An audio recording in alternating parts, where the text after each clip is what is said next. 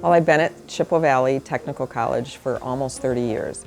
And I've been the program director here at CVTC since 2004. Well, the idea for Give Vets a Smile Day came about probably I'd say 8 years ago. And we had about 50 vets. So the goal was to run it much like we do Give Kids a Smile Day. So we get volunteers from the community, all of our students, our staff, and we give away free dentistry that day. And it was just dental that time. So the next year, respiratory therapy and Don came on. Our students, we have all our second-year students participate in this event.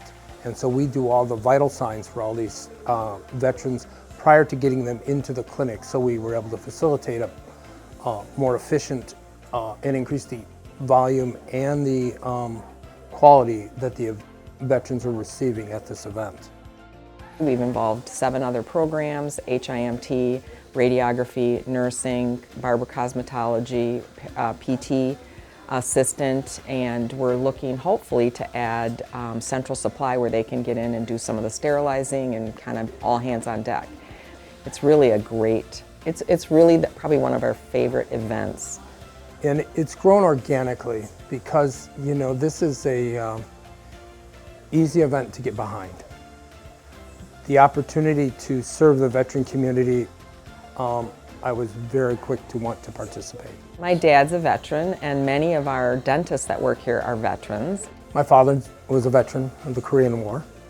So I think the program is well received by the veterans as well as our volunteers. So the veterans, when they come, they check in. They're sometimes here for a few hours, you know, because they're going from getting their medical check done by the nursing students and respiratory therapy. If they're diabetic, they do a glucose test for them. They do breathing and lung testing. They may be getting a haircut, so maybe they're scheduled for their haircut first. So there's a lot of different services. Veterans do not get dental benefits unless they've been wounded or disabled as a direct result of their service. Not after their service, but as a direct result, which makes it difficult. I'm thankful for the appreciation of the veterans I talk to, and yet I do pause and think about the ones I don't see anymore. So one of the reasons I think that this event is so well received by our volunteers as well as the veterans is the feel-good stories. We have an older gentleman that's been coming since we started, so he's been here every year, but he can't drive anymore. He's in his late 80s. He still cuts wood for a living. His wife is actually disabled, and he has a special needs adult son.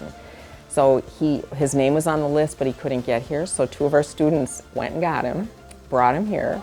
When they got here, they said he's really shaky, a little weak, so we made sure he got something to eat. So we gave him some cookies and a sandwich, and he had some coffee.